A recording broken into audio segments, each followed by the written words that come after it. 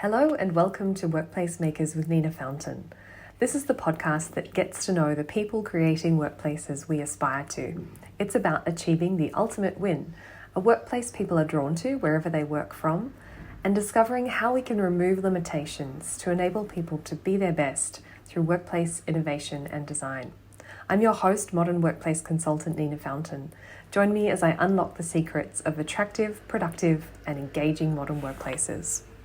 Today on the Workplace Makers podcast, we have the pleasure of speaking with one of New Zealand's senior executives in a workplace decision-making role, working for one of New Zealand's regulators. He oversees the workplace experience for 1,900 people and brings a refreshing viewpoint to what the modern workplace is about and how leaders can build a workplace that attracts and retains staff.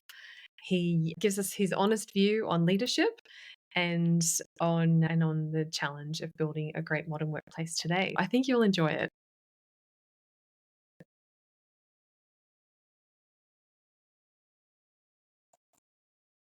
Today we're joined by Ben Whitehouse, and Ben is currently the Chief Workplace and Sustainability Officer at the Civil Aviation Authority in New Zealand. He is responsible for fostering a productive, fulfilling, enabling workplace environment where his priority is for people to be able to do their work effectively, but also maintain these outstanding client and customer experiences. Ben came to this role as a seasoned leader in operations in both the UK and New Zealand, and his focus is on uplifting the unique skills that each employee brings to the table. His view is that it's people that shape the place. So, Ben, it's an absolute pleasure to have you on Workplace Makers. Welcome. Anita, thank you. Thank you for the introduction. I can't wait to dig into your experience and hear your views on workplace. And I know you've got some unique challenges. But firstly, let's talk about what you're doing in New Zealand. You're an Englishman, and New Zealand's held some kind of interest that got you here. What was it? The rolling green hills, the movies that were shot here? What was it that brought you to New Zealand? Yeah, look, I'm going to be really free, frank, and honest in this podcast and give you the unfiltered kind of truth as much as I can. So, look, I came from the UK originally, right? You'll probably get that from the accents. I had no intention of moving to New Zealand. Living in the UK, I didn't think about coming to New Zealand on holiday. I used to holiday a lot in the Caribbean and Europe, as you probably would imagine living there. I made the decision, come on holiday to New Zealand, and that was with a previous partner of mine. So we came over and did the holiday and really enjoyed my time. Got really sunburned. So that rumour, which is definitely a reality around the sun's harsh here, I found that out really fast. I learned that lesson really quick.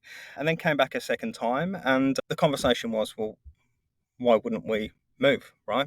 But one thing that kind of hit home for me, I can remember when my granddad passed away. I was at the cemetery one day, and I remember having a conversation with my mom, and she said, there's your granddad, there's your granddad's brother. And it was like, everyone's in the same field here. I had this moment of kind of realization, like, why not? Right. And the worst case is I could just move back. And I do believe in kind of being at your depth, being nervous. I think that's a good thing to do. So the decision was made, moved to New Zealand nearly 10 years ago now. Why workplace? What is it that has got you focused on workplace at this point in your career? You've come from that customer-centric operations background. So what interests you about workplace? I think one thing I've learned is I actually like getting stuff done and getting stuff delivered and actually seeing tangible impact. The workplace piece, I don't want to say I kind of got into it by mistake because that's not true. I've had a bit of a career path here, right? And if I look at us as an authority, we're towards 1,900 staff here. And I think what's really relevant for me and why workplace is I do believe I've got a massive impact, not just on our people, but on travellers through the aviation system, not just in New Zealand, but overseas. And I think that the big piece for me is not just about being selfish and saying I'm creating really cool workplaces. It's how those workplaces enable our people to do better. And ultimately, when people visit New Zealand, having that really great experience through our airports and actually go, hey, that's a memory I want to go back home and talk about. That's probably why. It sounds a little bit like the experience you had when you first came to New Zealand, that you walked away thinking this is a cool place. Why wouldn't we move back? Yeah. So great. And so your role there, as you mentioned, isn't your first rodeo. You're a seasoned leader. So what have you found in that leadership journey? What is, would you say, the number one challenge that leaders need to pay attention to be effective in leadership? I think if I was to give my point on that, it would be about being authentic. And I've heard about authentic leadership quite a lot, right? Hands up, I actually probably didn't understand what authentic leadership was until I started being more authentic, if that's Right. being honest. We need to remember as leaders that people have got lives outside of their jobs and there's big impacts, and you never know what's happening from people's circumstances, right? You Yeah. never know what's behind the smile, and there's all those really important well-being and mental health issues which feed into that as well. So I Yeah. think as a leader, it would be about being authentic, telling the truth. Yeah. And I know that sounds a silly thing to say, and being really transparent, I think, as well as to, hey, this is how I'm feeling, and actually having those honest conversations. And you don't have to be the smiling face of the brand for your team. It's actually Yeah. okay to say, hey, things aren't working well, because I do believe people can see through that pretty quick, right? Yeah. Authentic leadership to me is about being genuine. That's probably a really important one to me. Being authentic is about choosing the right time to be authentic as well. My job as a leader is to actually inspire people and create vision. And there's different ways. There's no set way of me doing that, right? I'd love to say I've read a book and I've got the manual and it's like, this is just what I do on Monday, Tuesday, Wednesday, Thursday, Friday. It's just not the case. So I think it's also about understanding your team and understanding your key people that you work with. And that's about leveraging relationships, building relationships. And when I say relationships, I mean genuine relationships. There's no one size fits all, right? We get this ability to tailor our approach. And as much as we talk about walk a mile in someone's shoes, you're never going to walk the exact mile because you never know the full dynamics. But I think as long as you can sympathise and actually try and understand their perspective, then tailor your approach, I think you're going to get a really good outcome. I see what you mean. It sounds really like it's how can you have a really genuine connection with people who work for you and be turning up as the real you and not necessarily operating according to a technique or a rule book in your leadership, but it's much more about that genuine connection. And that's where the inspiration and the vision has a context that works. I do agree with that. When we talk around vision, I think it's really easy for me to set vision and say vision, and this is where we need to be. But if I can't get people to buy into that vision, I'm just going to fail. It's my role as a leader to set the vision and then kind of set the benefits as to why that vision needs to become a reality. And that's not a presentation. It's not an email. There's multiple ways that needs to happen. Can we dig a little into workplace and in the connection there between what you've just said around leadership and how you lead as an authentic leader with that relational focus? What does culture mean to you in the workplace? When we say culture, what do you think of? And what are you aiming for? I kind of look at that quite simple. I want people to be here, right? That's culture to me. And if people want to be here, I think they do bring their true self to work. I want to employ people with an opinion and people with a different skill set, because we all bring different skill sets, right? I want this diverse kind of team and workplace to bring a richer output, right? I do believe in an organisational kind of heartbeat. I think there's a heartbeat to an organisation, but I do believe each team has a microculture, and ultimately we should be functioning as one. And how do we do that? Have you seen some examples of where other workplaces have that culture and that heartbeat that's delivering on the promise of this is a place people want to be? What have you seen work? I think you've got to focus on culture, but not focus on culture at the same time. You've got to kind of let the culture evolve, and that comes from the people. I think there's a lot of important decisions around recruiting the right people for roles, and I do genuinely believe in we can have amazing CVs, but necessarily be the wrong person fit for the team. I think it's super important we've got the right energy and vibe from people. It's the people that create the culture. I can't be around my team all day. To me, if someone's having a really bad day, let's say, and hey, can I grab a coffee? That to me is a successful culture where we've got that supportive network to our people, which is underpinning the vibe of the team. Have you seen the physical space have any real impacts on culture? Do you see a correlation there between the kind of space that's offered and the culture people are bringing? Yeah. I think I'm going to give a couple of examples there where I think that's relevant. So, where I work right now, the bulk of our workforce operates out of airports, and that's where we do our screening activities. We've got offices in a number of places across New Zealand, and the accommodation around there does vary and the standard. And I think it's fair to say some are better than others. We've got an active program of modernising those workplaces to make them consistent. And the simple reason for consistency isn't about a cookie cutter approach where we're just looking to replicate a model. It's about enabling our people with the same solutions from Auckland down to Invercargill. Because what we do know is people talk, which is really good, and they talk across the network. And it's amazing how quickly a coffee machine can travel from Auckland to Invercargill if we don't provide our people with the same tools and the same environment. So it's really important to me to kind of create a consistent workspace where that's your standard and you enable your people to work and do their very best work. Where I've seen it hasn't worked that well is when it's probably the age-old tale about meeting rooms. When people can't get a meeting room, people are not overly happy. And I think there's a lot to be said there. But I think the massive shift for me is with people using workplaces different. Historically, everyone booked a meeting room to have a meeting, right? I'm walking around our offices today and I'm seeing meetings in kitchens, I'm seeing meetings in breakout booths, I'm seeing people actually going for a walk across the waterfront here in Wellington. I'm seeing a lot different dynamics of the way people communicate.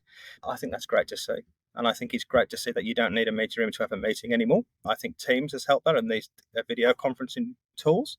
But I also think it's really great to start seeing people connecting in person again and not just in meeting rooms, actually in a coffee shop, at a bar leaner, in a booth. There's so much richer conversation happen in person. And it's important for me as a leader to enable those spaces for that to happen. You mentioned you've got these 1900 staff, you've got people who are working out and about as part of that picture. So, what is the workplace in your view? Is it your offices or where is the workplace? So the workplace to me is anywhere where we work, right? And anywhere we work could be an office where I'm right now. It can be one of our screening lanes. It can be a break room at an airport or a lunchroom, as we say. We've got a number of vehicles to actually support our core business. Like if I was to talk about our dog operations, we've got 50 plus vehicles which support our dog operations. Well, that's a workplace to me, right? We've got a number of our roles which operate out of a vehicle. They've got no set office because they're visiting our participants across the regions. So, workplace to me is really simply wherever we conduct business. There wouldn't be many workplace decision makers in your position who are looking at the vehicle as a key part of their workplace experience, but that's one of those central pieces to you. You mentioned that standardizing. And is there anything else that you're needing to think about as you create that great experience for people in the workplace? 100%. And I think what we've probably learnt over the last couple of years, or maybe the last 5 years, is to listen to our people a bit more about what they want and kind of not tell them. And I'm saying that in general. Hence the reason why we do a lot of interaction with our teams around requirements and all that kind of stuff. How do you like to work? Because for me personally, I'm really happy with a mobile phone and a laptop, and I'll kind of just work anywhere, right? I don't need a printer where some of our functions need a printer to do their role, which could be for passport licensing and all that kind of stuff. So it's kind of down to the requirements of the individual. So for me, workplace is about us enabling the workplace to enable them to do their very best work. So if I look at a vehicle for us as an example, I think a really relevant one is dog operations.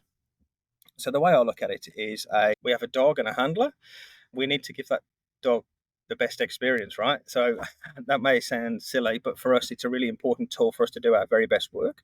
We don't just put a dog in the back of the vehicle, right?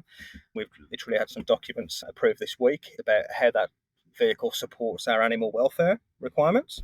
And that's down to air conditioning, because we can all appreciate we've got hot summers and we've got dogs containing vehicles where we're having automatic air conditioning and notifications on temperatures. And then if I go further again to our airport operations, we've got people working on screening lanes. How do we create an environment for our screening lane people to do their very best work while not compromising passenger experience? And how do we link those two synergies up to kind of make a really good overall airport experience? Which fundamentally for me, I want people to get on the plane, arrive in a foreign country and say, that was a really great experience through an airport, which I've played a part in. So, yeah. Sounds like there's some potential conflict there between the efficiency and the effectiveness of the work of screening and the customer experience too. So do you have any thinking tools that you use to guide that process of solving that tension between the two? I think that tension between the two is actually really healthy because it keeps one accountable to the other. And the reason why I'm saying that is because we can have some of our workforce who have got expectations really high, but then that doesn't offset against what we're trying to do from an experience point. I think that the other piece around that is we've got to be very mindful where the bulk of our authority are at airports. We're a cog in a machine there, right? We facilitate passenger movement. And that's how we fit into this bigger ecosystem of an airport. And then when I look wider again, it's how we then have impact on smaller participants in our industry, which could be a flying school in the middle of the South Island, right? It's how we still provide the service to those people, because as much as they're part of the aviation network, they're actually no different from our big participants to our small. They're still a participant in the industry. It's quite expansive thinking. I'd love to be a fly on the wall in your problem solving workshops and hearing how you come up with new designs for that security experience or the space allocation in your different sites and offices. Another thing, just to add to around decision making and stuff like that, there's a theory that's in our industry, and I only hands up, I only learned about this 2 weeks ago, called just culture. And just culture to us is about reporting things that necessarily don't go well and learning from them, not necessarily criticizing and punishing, let's say, but it's that continual learning culture. So it's like us with workplaces. We can create what we believe to be right now a really cool workplace. But what we also know is the workplace is evolving really fast, and probably faster than we can keep up, whether that be from a technology point, from a physical point. For my team as well, we're intelligence led, right? So all we're looking for is data and analytics on the way spaces work to then enhance them and get them better. And I think we're probably fair to say we're just figuring out what we actually want. It's really easy for us to say, I want to know how many people are in an office, right? But I think it's more the way our people use our workplaces, because the workplace to me has changed. And I think pre-COVID, there was a lot more people generally worked from, I'm going to say 8:30 till 4:30 or whatever those hours were. And I think now it's definitely a lot more acceptable where you've got this more blend of work-life balance. And I don't think it's necessarily fixed anymore. It's really normal for us, some in my team, to start work at 6 o'clock and then actually they finish at 7:30 to do something family orientated, and then they're back at work a little bit later. And I'm fully supportive of that, because then that brings back to my comment about bringing your true self to work and authentic. And I think if we can support people from a life perspective, we bring a richer, truer person to work. And then when you have some of that information around how they're using the space, what's useful to them at different times of day, if they're working from home, what tools do they need there? 100%. And I also think around that, it's like, I feel like I've had some really cool ideas in the past about workplace and they've just failed. Right, for me, it was a great idea. So I think that could be down from a piece of furniture to a space where you can enable collaboration. But that's why I think that consistent learning and that consistent validation of your decisions is important, which then informs your next decision. What we're talking around, the topic, the general idea here is a people-centered workplace. And I know that some leaders would have a concept in mind that they want a people-centered workplace. They want to create a top-notch experience for their people in the workplace, whatever that means. And sometimes they are up against it. What have you seen have been the barriers or the challenges to creating that people-centered experience? I think there's always going to be the challenge around budgets, right? And I think if it doesn't make financial sense, it's kind of unusual that we get approval. But what I'm going to say around people-centered workplaces is it really depends. I've worked in workplaces when I was back in the UK where I would call the workplace environment less than ideal, right? But the culture was kind of really good. And that team camaraderie was really good because that was built by the people there. So I think I'm going to bring it back to the people and your team members. We can create really cool workspaces, right? And we can create really cool offices. But if everyone's working from home, I've actually failed in a workplace, right? I haven't kind of built the workplace to foster and enable culture.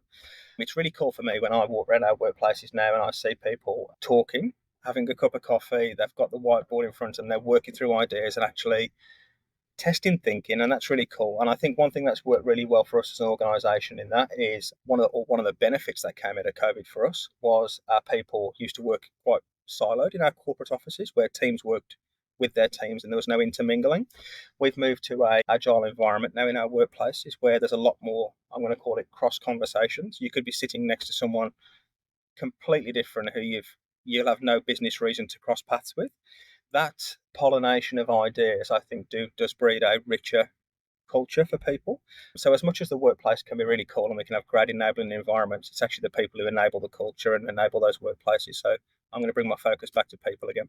If someone was an advocate for a workplace that was offering a better experience, what would be some words you would want to put in their mouth to make that land with their colleagues around the executive table? I think a better experience is really hard to define because it's personal. And the reason why I say personal is I can hear some people say the coffee in the coffee machine's great. The next person in the queue says it's terrible, right? And that's why I think you've got to cater to a number of different requirements. And I think it's difficult to do that. There's a balance. To have that conversation with our leadership team, it's actually about enabling our people to do their very best work. And that doesn't necessarily come down to, I'm going to say it again, sit stand desks and dual monitors. That's just normal now.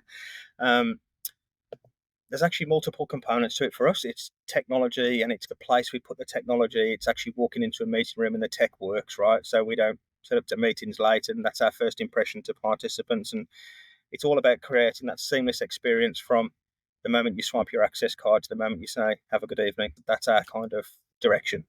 I'm going to use me as an example. If I get up in the morning and, I don't know, let's just say for some reason, I get in the car and there's no fuel in it, which does happen now and again. Straight away, I'm kind of in a bit of a bad mood, right? Because my day started off not the best. And I actually bring that to work. The moment I walk into the workplace, then the coffee machine's not working. That's the next thing. And then I get to my computer and, oh, the monitor doesn't work. The output I'm going to get that day is actually really low, right? And the value I'm going to bring to my role for the day, it's actually probably really negative, because I'm going to have a conversation with someone and moan, and I'm going to actually give off this energy of negative kind of vibe and thinking. So for me, that seamless experience is actually, hey, there was no fuel in my car, but when I got to work, the monitor worked, and I didn't have to think about, there was coffee in the machine and there was milk in the fridge, and it's all those kind of small tangible components what make big differences. And I do believe in creating impact. Impact to me comes from small things compounded over time. Those 1% differences that compound together to create something really Yep. much larger experience. We've talked that the workplace has changed significantly in the last few years. Do you see any great misunderstandings that we have at the moment? Are there any areas where people have blinders on and they're believing a myth or a stereotype that's not actually helpful? Yeah, I think I'm probably going to maybe say the wrong thing here, but I do think some people think if you're working from home, you're not working. I think there's this kind of myth, and I think for managers and some leaders, it's really difficult to comprehend the fact that you haven't got line of sight of people anymore. It actually doesn't mean they're not working, right? And I think for some leaders and definitely some managers, it's a challenge. It's a challenge knowing, hey, what are people doing? And I think there's a greater reliance and demand on managers these days to kind of understand the outputs. But I think this is where people have got to shift their mindset to, hey, it's not about the hours you work, it's what you do in the hours, and it's what your delivery is. And for me, I'm kind of an advocate for, I'm going to say, working when you need to work, right? Because we all know it's okay to nip out for a coffee with a friend at 10 o'clock in the morning and do that stuff, right? That's that work life blend again about bringing your true self to work. But I do think one of the challenges is, how do we quantify and measure as managers and leaders output? There was once upon a time, and I've never done this fortunately, where I'd come into work and I'd clock in using a clocking in card and punch in or whatever it was, and then punch out for the day. There was my accountability, right? I was present. We don't do that anymore. I catch the train. The train takes me the thick end of 2 hours to get to work. I feel really fortunate. I can get on the train and I can just work on my computer and it just works, right? That's technology and working for my benefit, and that's a workplace for me. Yeah, Times have changed and things so have much on moved. mobile. It's like I had lunch today and I sat in a cafe and I checked some emails, right? And I checked emails, no problem at all. But I think that's the biggest challenge we've got about giving managers the tools, and I'm going to say the assurance that people, when they're not present, are still delivering the goods.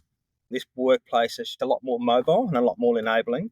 I think the challenge we've got with leaders, and I'm really not an expert in it because I struggle myself, is actually disconnecting from the workplace. I think because we've got this availability just to be connected whenever, it's difficult to kind of set boundaries as to when you should be connected. So that's a challenge for me. What do you think leaders can do to help their people disconnect and have that separation? Yeah, I think it's leading by example and setting boundaries, right? I had a conversation with an external friend of mine who was talking about sick leave these days. Like people don't generally take as much sick anymore, right? People work from home when they're sick, and I think we need to normalise it's okay to be sick and fully recover and bring yourself back to work when you're fully fit. I think the same is with technology. It's important that people get time to do stuff outside of work for themselves and actually be people. And I think it's difficult. And I think if I had a solution to kind of say, this is how I manage it, I'd really be lying to you, because I do struggle personally. But I think it's okay to recognize that you struggle with it. And I think it's a conversation that needs to be brought to the table a bit more. We do it in our team about disconnection, and we do it quite frequently, just informally, about how we do this kind of stuff. I mean, for me personally, on weekends, I like to go for walks, and I just leave everything on the side, right? There's no phone, there's no smartwatch, there's no AirPods, there's nothing. It's like I'm purely disconnected, which I think is great. And another thing I think is helpful is actually normalizing that with people at work, that when you finish work, it's okay to finish work. Just because an email comes through at 6 o'clock doesn't mean you need to respond. That's great. And like you said, setting that example and making those boundaries explicit so people know there's plenty of space outside of their working hours to still Exactly. be themselves. Been so great to get to know you and your leadership. There's one question I like to ask guests. What is your favorite meal and why do you like it? That's a good question. I'm a really big foodie. I enjoy cooking. That's kind of one of the ways I disconnect, because I'm purely focused on that and I don't think about anything else because I'm concentrating. So, super relevant. So, I've got two passports, right? As you said before, I've got my British one and my New Zealand one. So, I'm going to give you two answers. So, my British one would be very traditional, a roast dinner. And the simple reason why that is, it does bring back a lot of memories from when I lived in the UK with my family when I was younger. And that was just a traditional thing we did on a Sunday. And I've got very fond memories of getting up a little later than I do now, being around my mum and dad's house, and my mum was cooking lunch, and it was just like a big ordeal, right? I remember this ordeal of what looked like hundreds of pans and pots, and then sitting around the table and having a really good lunch, and that generally involved falling asleep in front of the fire after. So that was a really good memory there. With my New Zealand passport, I'm going to make it a lot easier. Probably my favourite food's a steak and cheese pie. I'm going to make that so much easier. Which is something I wasn't expecting when I moved to New Zealand, that pies here have cheese in them. It's a nice little added surprise. You've got the meat pie, but then you've got this cheesy bit there as well. Now I just want to eat those. Thank you. And do you have any final words for leaders who are creating that top-notch workplace for their people? Any final words to them as they consider how to do that? I think probably just the final word I'd like to add there is, it's if you think you're going to get it right, it's probably not going to be right. It's actually okay to try things. And if we were to reflect on, say, 10 years ago and say, hey, we're going to have booths what contain one person to do a video call, and that would have been alien, right? So it's okay to push the technology and push the environment. And I think part of our role as well is to actually be bold sometimes and actually create these workplaces which are a bit future thinking and a bit out there, because then that's going to stretch the thinking and stretch the imagination and actually stretch everyone as well on the journey. So yeah, I think if I was going to say anything, I'd say it's okay to kind of try stuff and be bold and push decisions. That's inspiring. Thank you for the opportunity to learn from you. How could people reach out to you if they wanted to connect? The easiest way would be through my LinkedIn profile page, which is Ben John Whitehouse. Brilliant. And we'll add that into the show notes. Thank you, Ben. Thanks so much for your time. Great to have you on the show. Awesome, thank you.